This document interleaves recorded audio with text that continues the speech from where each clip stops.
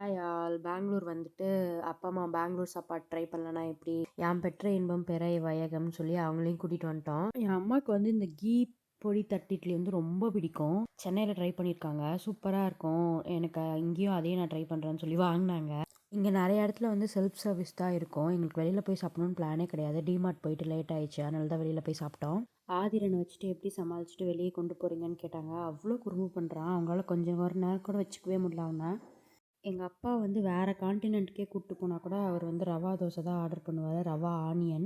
எங்கே போனாலும் அதான் ஆர்டர் பண்ணுவார். இங்கே வந்து அவருக்கு அது கிடச்சிருச்சு, ஸோ அதை சாப்பிட்டுட்டு இருந்தார்.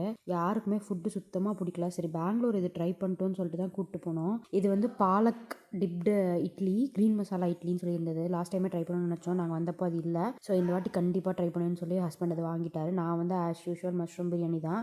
அம்மாவுக்கு எந்த ஃபுட்டுமே பிடிக்கல, மஷ்ரூம் பிரியாணி மட்டும் தான் கொஞ்சம் சாப்பிட்ற மாதிரி இருக்குன்னு சொன்னாங்க. எல்லோரும் வீட்டுக்கு வந்துட்டோம். பாய்.